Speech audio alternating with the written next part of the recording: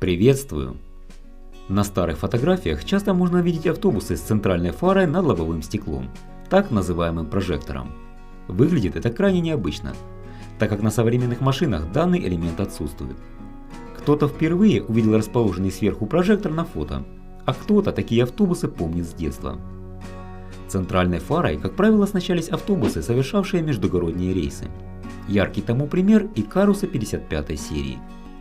Чаще всего именно венгерские автобусы фигурируют на многочисленных фотографиях с осветительным прибором, который аккуратно интегрирован в верхнюю часть передка. Центральная фара устанавливалась прямо на заводе в Венгрии.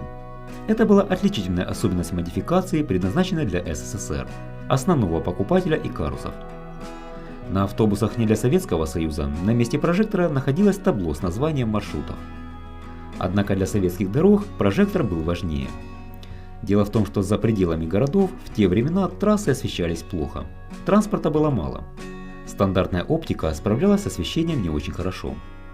Поэтому на уровне Минтранспорта было принято такое постановление.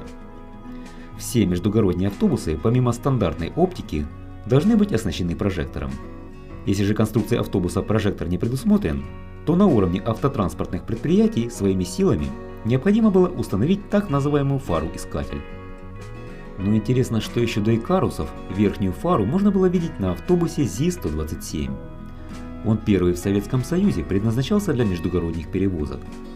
И в отличие от 55-го Икаруса над лобовым стеклом ЗИСа, нашлось место и для осветительной техники, и для табло с указаниями городов отбытия и прибытия. С заводскими прожекторами существовали и туристические лазы. Если же их не было, то на междугородних маршрутах можно было встретить лазы с такими вот фарами-искателями.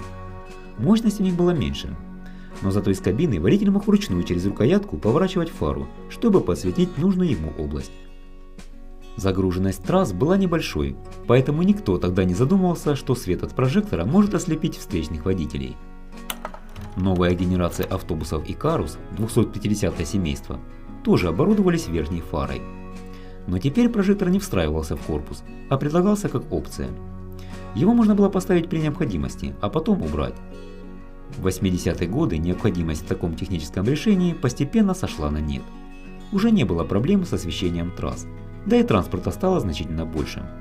Поэтому от центральной фары полностью отказались. На этом все, друзья. Как всегда, лайк, подписка и комментарий. Спасибо за просмотр, всего доброго, до свидания.